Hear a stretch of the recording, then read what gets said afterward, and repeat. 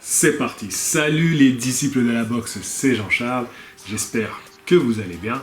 Et aujourd'hui, on va parler du cas Tony Yoka versus Raphaël Tronchet. On va commencer par pourquoi on fait cette vidéo. Et ensuite, une fois qu'on a réexpliqué un petit peu qui est Raphaël Tronchet, je reviendrai sur le sondage que j'ai mis sur ma chaîne YouTube et on va discuter ensemble par rapport à vos commentaires que vous avez laissés sous ce sondage-là, parce que je vous ai incité à me donner votre avis sur ce potentiel combat-là, parce que c'est important. Du coup, ce qui s'est passé, pourquoi aujourd'hui on parle de Raphaël Tronchet, avant de vous présenter le bonhomme.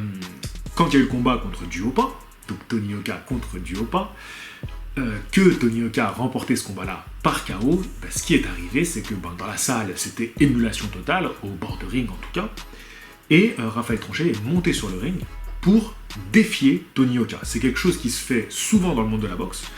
Après un combat, qu'on ait un potentiel adversaire qui monte sur le ring pour défier le vainqueur. Ça arrive régulièrement.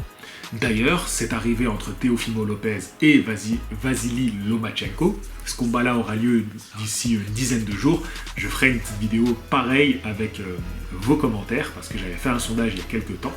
Du coup, on fera aussi une vidéo sur ce combat-là, mais c'est pas le sujet du jour. Là, on va rester, on va battre le fer tant qu'il est chaud, et on va parler de cette confrontation-là. Est-ce qu'elle peut arriver ou non? Donc, Raphaël Tronchet monte sur le ring, moi j'étais au bord du ring. Et à ce moment-là, j'étais dans mon délire, je gueulais, je hurle à Tony Yoka, c'est qui le suivant? Joe Joyce, tu vois, je hurle Joe Joyce. Parce que c'est vrai que j'aimerais bien que ce combat-là se fasse. J'étais en mode, j'étais chaud les gars, j'étais dans la salle, j'étais chaud. Et du coup, donc je crie ça, et un gars je pense que c'est un proche de Tony Yoka, se retourne vers moi, si tu te reconnais, envoie-moi un petit message. Et il me dit, le prochain c'est Raphaël Tronchet. Moi je dis quoi? Je dis c'est sérieux ce que tu me dis? Et il me dit bah oui, il est sur le ring. J'avais même pas vu qu'il était monté sur le ring, tu vois. Parce que tu vois pas tout ça, vous l'avez vu à la télé, moi j'avais pas vu. Donc j'ai pas bien entendu ce que disait Raphaël Tronchet.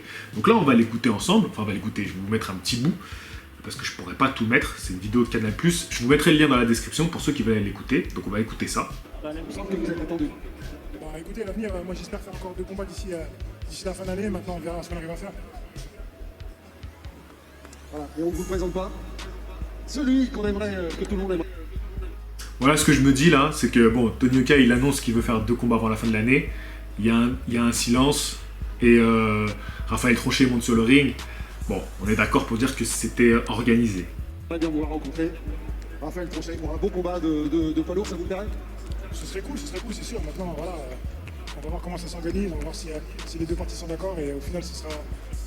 Je parlerai pas avant d'avoir signé les papiers, parce que je sais que voilà, ça peut parler beaucoup pour rien. En tout cas, nous on l'attend, on va aller lui demander quand même. Merci Tony, bravo. Et puis, partez pas parce qu'on attend... Bon, en fait, là, c'était Tony Yoka qui parle.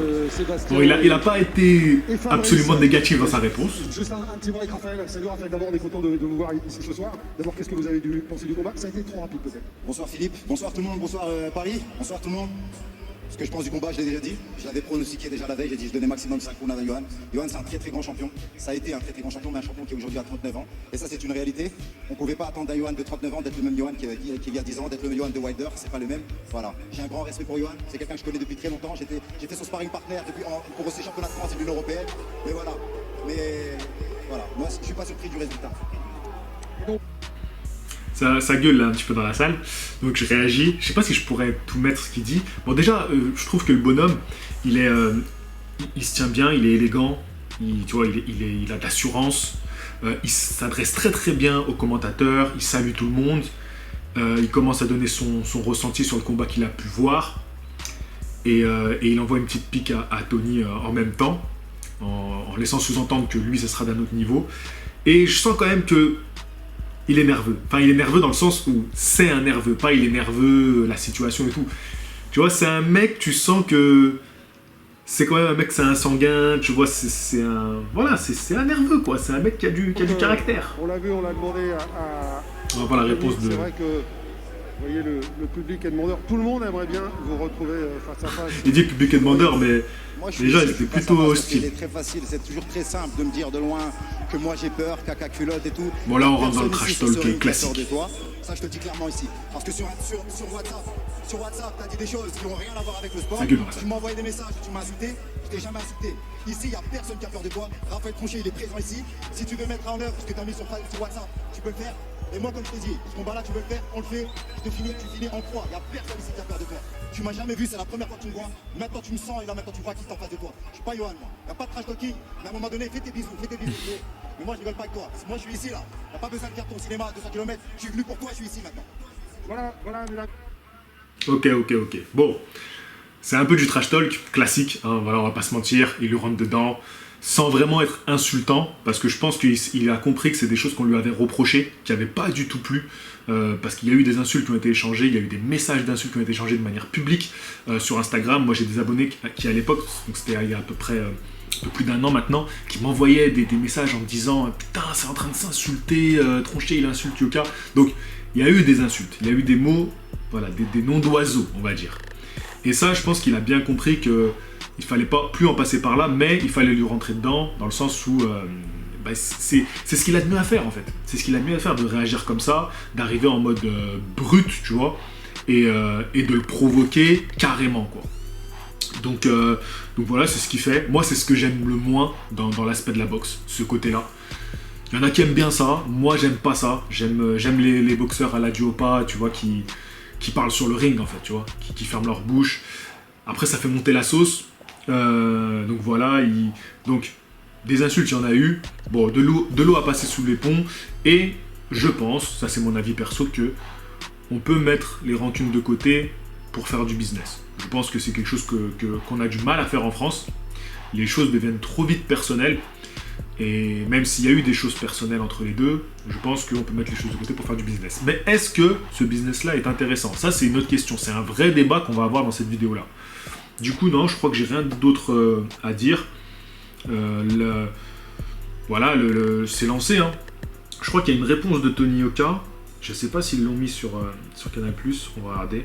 S'ils l'ont mis sur YouTube. Parce qu'il y a la réponse de Tony Yoka qui n'a pas été diffusée en direct. Et ça, par contre, c'est quelque chose que j'ai beaucoup mieux entendu dans la salle. Parce qu'il faut savoir que les gens au bord du ring ont énormément réagi pendant que Raphaël Tronchet parlait. Là, on l'entend pas très bien, mais dans la salle, ça gueulait. Et les gens, ils étaient pas trop pour, tu vois. Moi, je vous dis ce que j'écoute dans la salle. Hein. J'écoutais les gens, ça criait « Non, ton train, il est passé ». Vraiment, c'est une phrase qui revenait, tu vois. Non, bon, c'est pas là. C'est pas du tout la réponse de Tony. Mais je crois que dans la réponse de Tony, il est un peu plus réticent. Déjà, il commence à dire, peut-être que... je crois qu'il dit d'ailleurs cette phrase, le train, il est passé. Je me souviens plus exactement, il faudrait aller voir sur MyCanal, pour ceux qui ont les accès, exactement ce que répond Tony Yoka. Mais, il a fait une réponse plus récemment sur Instagram, où il a vraiment mis un message écrit, et là, il refermait la porte au combat. Est-ce que c'est vraiment mort? Je ne sais pas vraiment. Maintenant, on va vous présenter un petit peu qui est Raphaël Tronchet et est-ce que c'est quelque chose? Est-ce que c'est quelqu'un qui est intéressant pour monter un combat contre Tony Yoka? Parce que Tony Yoka, je ne vous présente plus. Voilà, on l'a assez présenté. Donc, Raphaël Tronchet, c'est donc un boxeur professionnel qui est âgé de 30 ans, qui nous vient du nord de la France. Dans la catégorie des poids lourds, il est classé 5e en France et 92e mondialement sur BoxRec. Et il faut savoir que BoxRec, c'est aussi aujourd'hui le classement référence pour la Fédération française de boxe.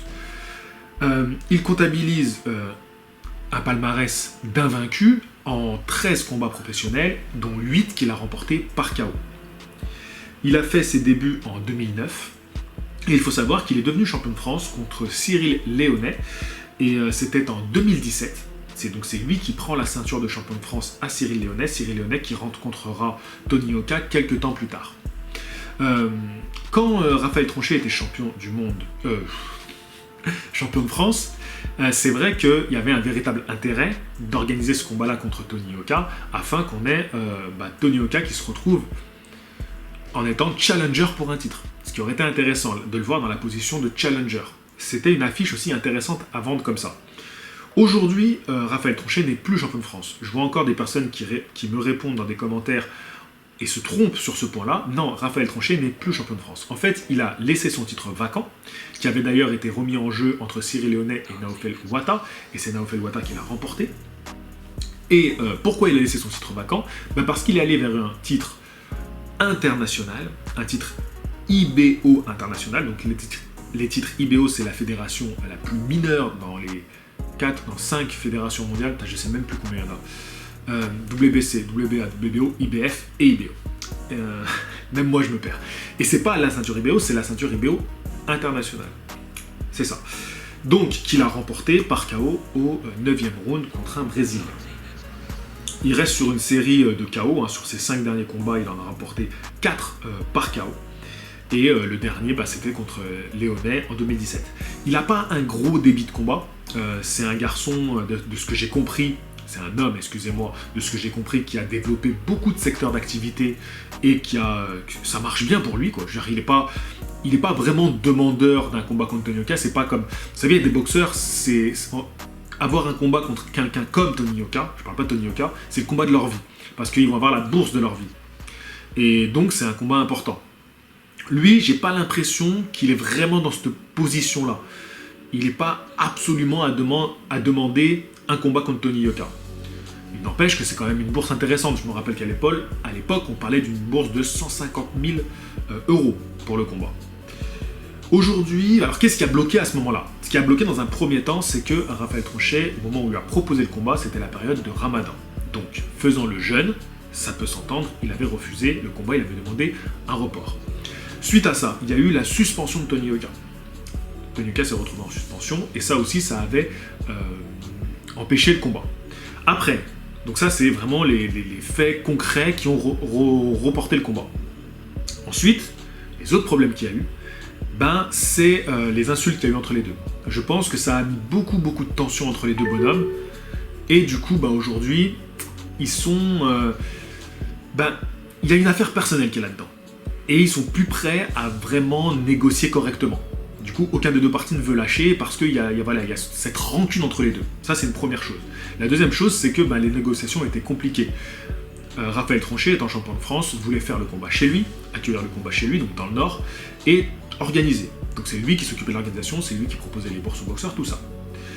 Et Tony Yoka, je ne sais pas si vous êtes vraiment au courant de tout ça, mais il a signé des contrats après les JO, et donc il est quand même tenu à des engagements, avec les chaînes télé, avec son promoteur, donc ils doivent remplir des salles, tout ça c'est très réfléchi, où est-ce qu'ils vont faire les combats et tout. Donc, en général, le promoteur de Tony Yoka et l'organisation du côté de Tony Yoka, c'est eux qui font les propositions aux boxeurs.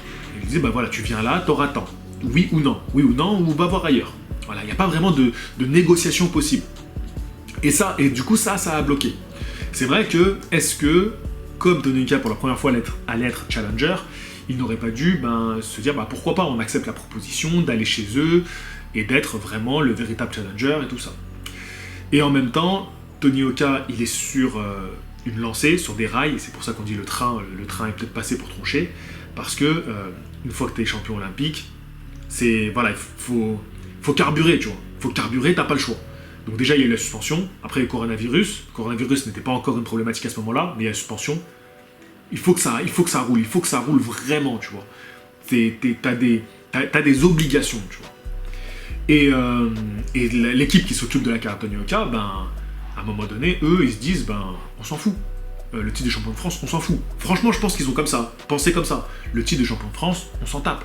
On vise championnat du monde, tu vois. On vise titre mondial.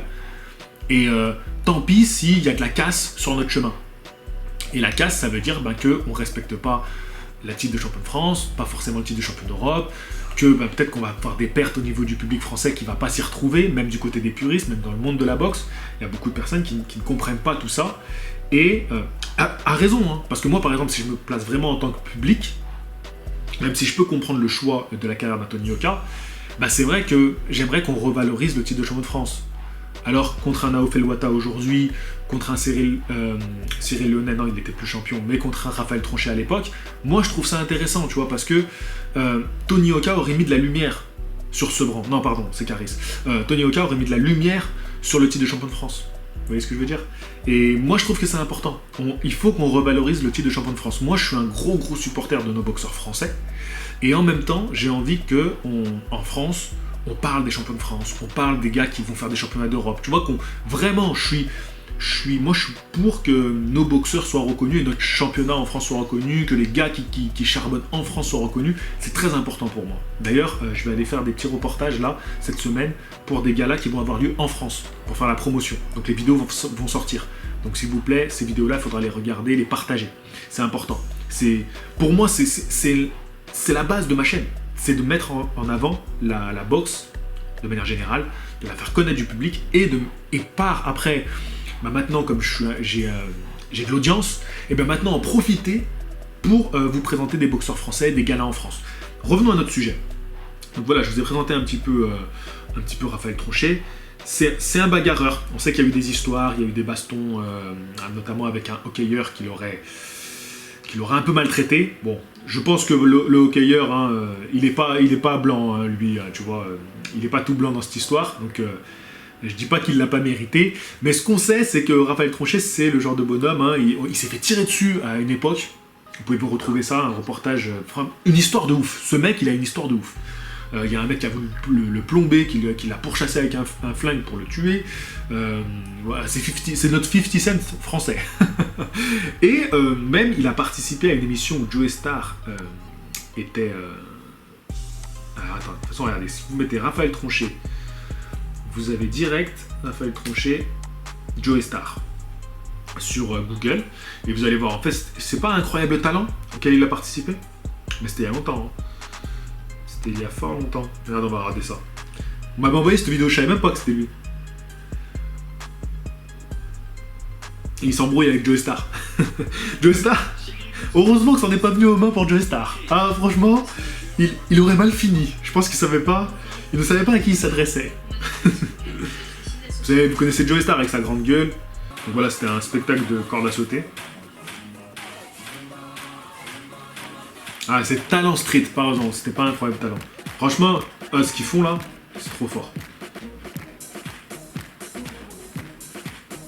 Ça va, il a un bon petit jeu de jambes, le Raphaël Tronchet. Hein. Pour un mec là de 100 kilos, c'est bon, hein. Un athlète de 100 kilos qui bouge comme ça. Bon, après, la corde à sauter, c'est un peu le fort quand même des boxeurs. Hein. Mais j'avais bien aimé, moi, ce spectacle-là. Quand je l'avais regardé, j'ai trouvé ça... Même sans les talons, nous, on l'a fait, même les yeux bandés. Mais par contre, même sans les talons, tu pourras pas le faire. Ça, c'est sûr. Là, it's going that slow. Tu pourras pas le faire. Ce qu'on a fait là, tu peux pas le faire. Parce que c'est comme ça, parce qu'il y a quand même du travail. Il y a quand même du travail. Il a du répondant. Il y a un truc qu'il faut noter. Je dis, je ne juge pas le travail. Est-ce que c'est un challenge? Par contre, ça j'aime bien, tu vois, ça j'aime bien. Tu vois, ces émissions, tu viens, tu te fais descendre. C'est des enfoirés, tu vois. Ils te descendent comme ça, toi, t'as bossé. Et moi, j'aime bien les gens quand même qui répondent. Tu vois, tu viens, comme ça, tu pars sans regret. Tu dis pas juste, je me suis fait descendre et basta. Non, tu vois, ils répondent. Ça, j'aime bien. Mia, s'il te plaît. C'est que ça fait 5 mois. Attends, moi je t'arrête tout de suite et je t'arrête aussi. Mia. Attends, je t'arrête aussi. Les gars, il y a juste une chose. Il y a un truc que je ne comprends pas du tout. Tu viens de me montrer des images. Ce qu'ils font derrière, c'est pas là. Non, mais c'est pas... Déjà, toi, s'il te plaît, redescends 2 secondes, t'es mignon. Parce que je voulais préciser, c'est pas à vous que je parle. Je suis en train de dire là, l'émission elle est arrêtée là. L'émission elle est arrêtée là, s'il te plaît, descends. C'est bien, mais nous, on n'a pas de repère là. Alors attends, on va faire l'idée. 2 secondes. Devant l'incompréhension générale, l'émission est arrêtée. Heurté par les propos de Joey, le leader du groupe interpelle notre juré. Le ton monte, le quiproquo s'envenime. La production décide alors de sortir le groupe District Double Dutch du plateau.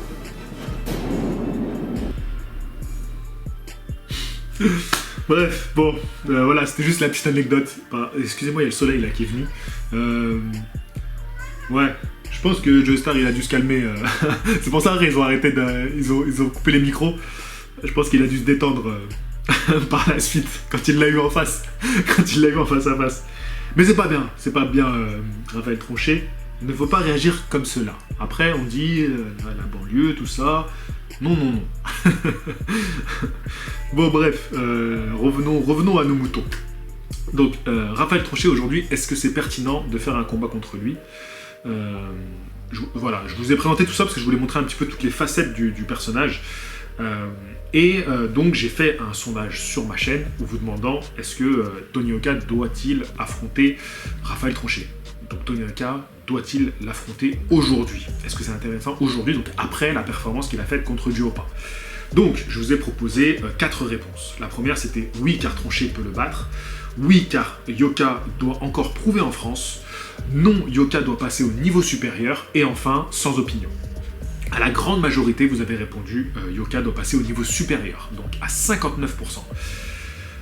Il y a quand même 18% qui disent oui, car Yoka doit encore prouver en France. C'est intéressant. 16% oui, car Tronchet peut le battre. C'est pas mal, 16%. Franchement, c'est pas mal. Et enfin, 7% ont répondu sans opinion. On va regarder un petit peu les commentaires. J'ai eu beaucoup de votes. 2400 votants, c'est beaucoup. 2500 même, ça me note là. C'est beaucoup. C'est-à-dire qu'il y a de l'engouement quand même. Il y a de l'engouement. S'il y a eu tant de votes, il y a de l'engouement. Alors, le premier qui nous dit, c'est les gens qui parlent, d'accord? Donc si Raphaël, tu tombes sur cette vidéo, je ne veux pas de problème, moi. Voilà. Non, le gars est balèze. Le gars est costaud.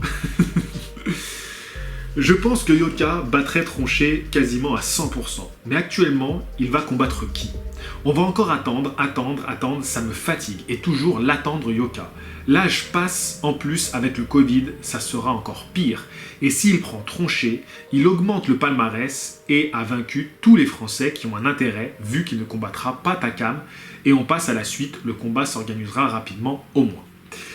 Ouais, alors, moi je pense que, voilà, si t'es premier commentaire, c'est que t'as été référencé parce que beaucoup de monde a aimé ton commentaire, en plus il a répondu, et je suis assez d'accord avec toi. Aujourd'hui, même si on devrait faire un sondage, et dans la boxe, rien n'est couru d'avance, attention, tout adversaire sera un danger pour Tony Yoka, parce que, en plus, tout adversaire va tout tenter face à lui, parce que c'est... Faire tomber Tony Yoka aujourd'hui, c'est bon, ah voilà, ce serait magnifique pour ta carrière, pour tout, tu vois. Faut pas croire, hein. Tu sais pas avec quoi tu repars, hein. Les gens disent, ouais, il se couche, mais crois-moi que tu montes sur les rings, tu te dis, mais si je le couche, c'est bon, je suis le roi du pétrole demain. Bref. Donc, du coup, je suis assez d'accord avec toi par rapport au fait que, bon, même si je vois Tony Yoka largement devant, hein, je vais pas vous mentir, mais en même temps, vu les conditions actuelles, moi je pense que même c'est ça qui a boosté le combat contre Duhaupas. La reprise contre Duhaupas, c'est ça qui a boosté. Et parce que il faut organiser ça, il faut prendre des Français, parce que tu vas faire venir qui? Ouais, tu vas faire venir un Anglais, c'est pas loin. Mais les Anglais, ils vont demander combien? Vu ce qu'il a fait, là, Tony. Vu la performance qu'il a fait. Parce que les Anglais, les mecs qui vont envoyer leur poulain, ils réfléchissent pas comme toi qui pensent que Duhaupas s'est couché, hein. Lui, il en a rien à foutre de ça. Lui, il se dit, ok, Tony Yoka, il a battu Duhaupas. Duhaupas, qui l'a envoyé au tapis? Quasiment personne. Il a fait un gros coup. Ok, je t'envoie mon poulain, je veux tant. Je veux telle somme. Tu me dis de venir? Voilà. Si tu crois quoi? Ouais, mais il faut aussi être réaliste, les gars. Maintenant, les sommes, ce KO, là, il a fait booster les enchères. Hein. Donc, les gars qui sont au-dessus de Tony, ils vont demander... ils vont pas venir comme ça... juste pour l'amour de l'art, hein. Non, arrêtez. Donc je trouve ton commentaire très pertinent. Salut JC, habituellement je n'écris jamais de commentaires, mais pour une fois c'est l'occasion de te féliciter ton travail, car étant abonné depuis longtemps, j'ai vu l'évolution du contenu de la chaîne, et je te félicite pour cette ascension. Merci beaucoup à toi, monsieur Rouskov. D'ailleurs, merci à toutes les personnes qui me soutiennent, qui soutiennent cette chaîne en regardant mes vidéos, mais aussi en faisant des dons, parce que vous me permettez de rester indépendant, donc un grand merci. Pour revenir au débat, je pense que cette opposition pourrait être intéressante, car même si Yoka a 90% de chances de gagner ce combat, le début du premier round risque d'être explosif, car Tronchet nous a montré qu'il a envie de ce combat, et avec leurs différends en dehors du ring, il pourrait avoir une belle opposition. Exactement, on revient à ce que j'avais dit au début, cette tension qu'il y a entre les deux hommes, si jamais le combat se fait, il va y avoir des choses qui vont se régler sur le ring, ça risque d'être un combat qui va être très dur à cadrer. Il faudra faire très attention à ce qu'il n'y ait pas de débordement. Alors je dis pas de trucs graves, mais vous voyez ce genre de combat où, comme il y a tellement de tension, que les deux boxeurs sont durs à contenir. Ça reste un sport de combat, un sport d'homme. Quand je dis un sport d'homme, j'entends par là un sport d'ego, où il y a... Voilà, c'est dur, il faut vaincre l'autre, quelque part c'est tuer l'autre, tu vois. Et ça c'est quelque chose il faut se le mettre dans la tête.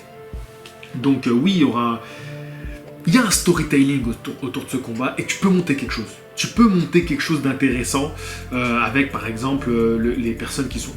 Tu sais, on parle des anti-Tony Yoka, mais en fait c'est des anti-réussites, tu vois. Et ça t'en auras toujours dans ton parcours. Tu sais, Tony Yoka, peu importe ce qu'il ait fait comme résultat contre Duhaupas, on aurait trouvé à redire. Peu importe le résultat, on aurait trouvé à redire. Il y aura toujours des gens pour te faire des reproches, quoi que tu fasses. Et en fait, plus t'es célèbre, plus t'es grand, plus t'as ces personnes qui seront présentes pour te voir faire la petite erreur et qui t'attendront pour la petite erreur. Moindre truc que tu fais. Tes lacets, ils sont pas faits au moment de rentrer sur le ring. Tu te prends les pieds. Ah, il a trébuché. Ah là là. Ils sont là pour ça. C'est des rapaces qui attendent le moindre petit morceau pour se jeter dessus. T'en auras toujours. La réussite amène ça. Donc du coup, quand t'as un mec comme ça, qui se présente comme un anti-Tony Yoka, tu vois, qui l'aime pas, bah les gens qui sont anti le mec qui réussit, ils voient en lui un héros. C'est un héros. Ah, il va nous sauver. Oui, c'est lui qui va le battre. Il l'aime pas, tu vois. Donc, c'est ça, c'est comme ça. Et ça, quand tu fais du business, tu peux jouer dessus pour monter un combat intéressant. Voilà. Moi, je suis là pour déconstruire un petit peu les trucs de com. J'en ai rien à foutre. Hein. Voilà. Moi, je gagne pas d'argent sur ces combats-là. Donc, je vous dis un peu comment ça se passe. Après, de toute façon, les gens qui vont payer pour ça, les demeurés, tu vois, les foutus, comme dirait Haroun, les foutus, ils sont pas allés jusque-là dans la vidéo. Tu sais, les foutus, ils vont entendre dire je supporte Tony Yoka, parce que je suis un supporter de Tony Yoka. Quoi que j'ai dit dans la vidéo, même si je le critique, parce qu'à partir d'aujourd'hui, je vais le critiquer, Tony Yoka. Ah bah oui, enfin, je vais le critiquer. J'ai toujours fait des critiques sur lui. Mais à partir d'aujourd'hui, je vais être exigeant. Ah, parce que là, il nous a fait une performance. À partir d'aujourd'hui, je vais être exigeant dans mon analyse. C'est-à-dire que, même s'il affronte Tronchet, ce qui peut arriver, j'attends pas qu'il le batte plus rapidement qu'il a battu un Tronchet, qu'il a battu un Duhaupas. C'est pas ça. Si tu penses comme ça, t'as pas compris. Mais j'attends qu'il fasse un combat du niveau qu'il a montré en affrontant Duhaupas. Je vais analyser son attitude sur le ring, comment il gère un Tronchet. Parce que si Tronchet lui rentre dedans comme un ouf, comme lui l'a fait avec un Duhaupas, comment il va gérer ça? C'est ça que je vais analyser. Et ça peut être un combat qui va au point. Et ça ne veut pas dire que ça sera un mauvais combat. Ou qu'il aura régressé. Faut pas se tromper là-dessus. C'est pas parce que tu prends un adversaire moindre et que tu fais un combat peut-être un peu plus laborieux, faut analyser comment tu vas gérer ce combat-là. Comment face à des difficultés que va te faire rencontrer un boxeur, parce que chaque boxeur t'amène des difficultés différentes. Et en plus, le boxeur que tu prends, si tu le prends une année différente, un mois de l'année différent, dans des conditions différentes, c'est un autre combat. C'est ce qui est fou avec la boxe. C'est que le combat, tu peux l'envisager comme tu veux. Il y a tellement d'éléments autour que c'est jamais la même chose. C'est jamais la même chose. C'est jamais le même scénario. Et c'est ce qui fait qu'un combat est fantastique. C'est parce qu'aussi, il peut s'arrêter à tout moment. Il peut s'arrêter à tout moment, le combat. Voilà. Du coup, donc c'est ça. Donc je vais être exigeant avec les performances de Tony Yoka maintenant. Parce que moi, Tony Yoka, ce que je veux, c'est que l'année prochaine, il aille vers un titre mondial. Voilà, je l'ai dit dans mes autres vidéos. Et pour moi, c'est normal. Il en est là. Il en est là. Donc voilà. Ensuite, autre commentaire. Ah oui, là, je crois que c'était pas mal, ça. Alors, oui, certes. Déjà, quelqu'un qui commence par oui, certes. Alors, on s'installe. On prend notre petit thé. Oh, certes. Yoka doit passer au niveau supérieur. On est tous d'accord. Mais il doit le combattre pour plusieurs raisons. 1. Yoka veut encore 1 ou 2 combats avant la fin de l'année, et avec le Covid, il n'aura pas forcément mieux d'ici décembre. Exactement. 2. Une carrière n'est pas linéaire. Regardez Dubois, il a pris Nathan Gorman avant de redescendre sur 2 inconnus, avant de remonter face à Joe Joyce. Exactement. Le cas de Daniel Dubois est un très bon exemple, mais attention, Daniel Dubois, il n'a pas ce truc de la médaille olympique, donc il fait qu'il est rentré sur le marché avec une énorme hype qui l'attendait, il était très attendu au tournant, il est monté doucement, et Daniel Dubois, c'est le plus jeune de tous. C'est le plus jeune de tous. Et l'important pour lui, c'est... Daniel Dubois, c'est un bûcheron.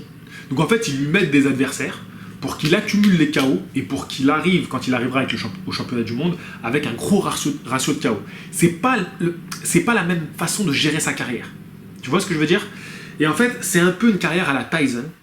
Comment on monte sa carrière. Tyson, comme ils ont monté sa carrière, et bien ils l'ont fait enchaîner les combats, beaucoup de combats, un gros débit de combats. Ils filmaient tout, et en fait ils envoyaient les combats aux différents promoteurs pour à chaque fois lui faire changer de maison de promotion, avoir des droits télé plus riches, et en fait il fallait lui faire un CV solide.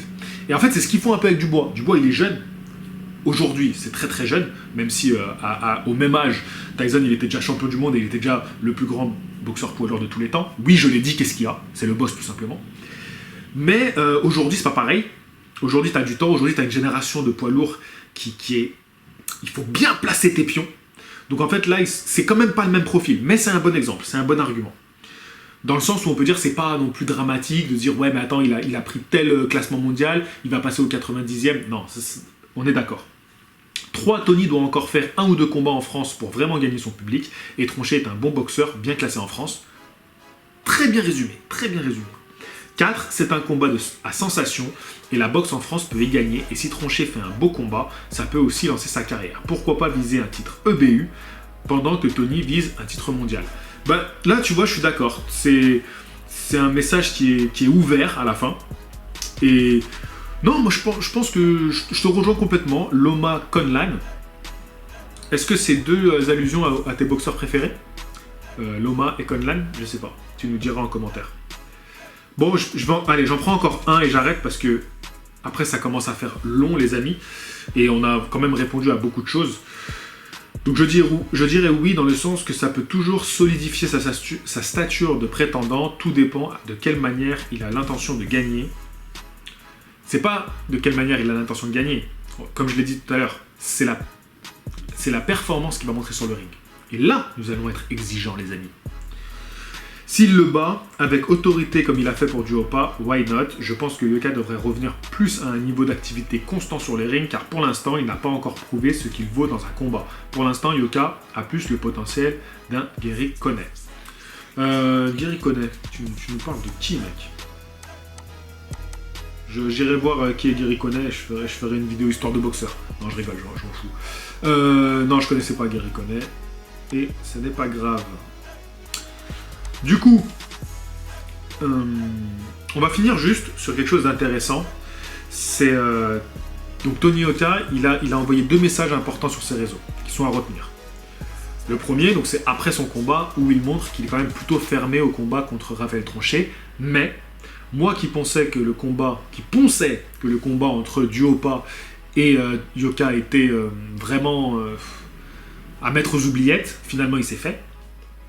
Donc on ne sait pas. On va voir comment est-ce que ça continue de monter, si les gens continuent d'en parler, comment ils vont gérer ça en termes de com dans les prochains jours.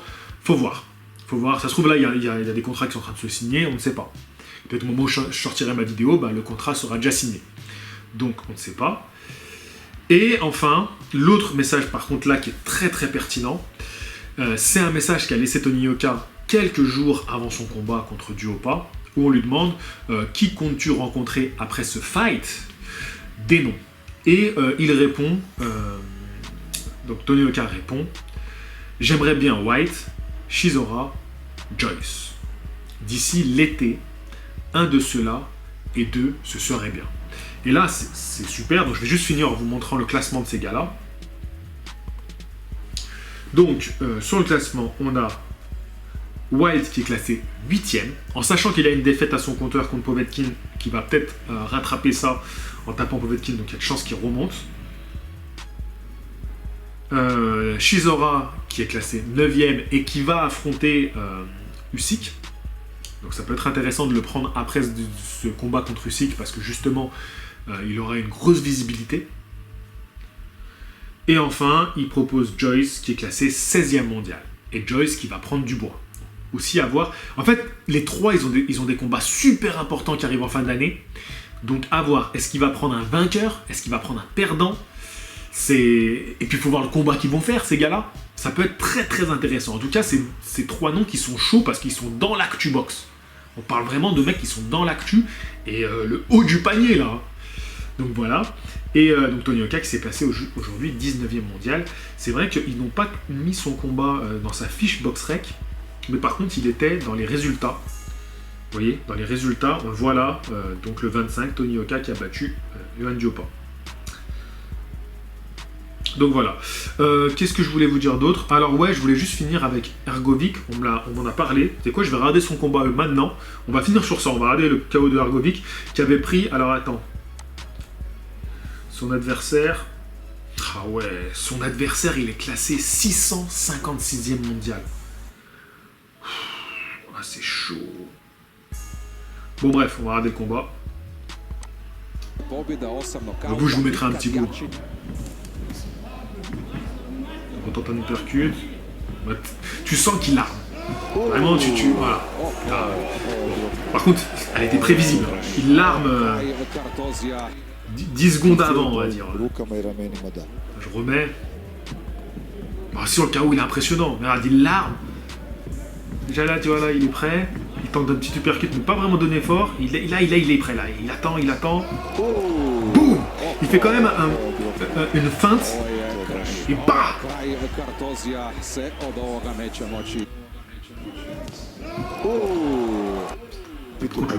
Le bruit que ça a fait. Il trouve la bonne distance. Une feinte. Je pense qu'il a voulu l'envoyer, il s'est dit non, c'est pas le bon moment. Mais par contre, c'est dangereux, hein, de mettre des adversaires avec une telle différence de niveau. Oh là là, c'est dangereux. Hein. Allez, sur ce, on va en rester là. Merci d'avoir regardé cette vidéo jusqu'au bout. J'espère que j'aurai permis un petit peu d'éclairer le débat. Je vous dis à la prochaine. Prochaine vidéo sera... On va faire des petits teasers, je vous ai dit, pour des galas qui auront lieu en France. Un gala qui aura lieu dans la région lyonnaise et l'autre gala qui aura lieu sur Marseille. Je vais faire une vidéo un petit peu plus humoristique qui sortira très certainement dimanche. Voilà, un sujet un peu léger, on va rigoler. Et enfin, on va faire une vidéo qui sortira très certainement samedi sur le combat entre Loma et Lopez. Je vous dis à la prochaine.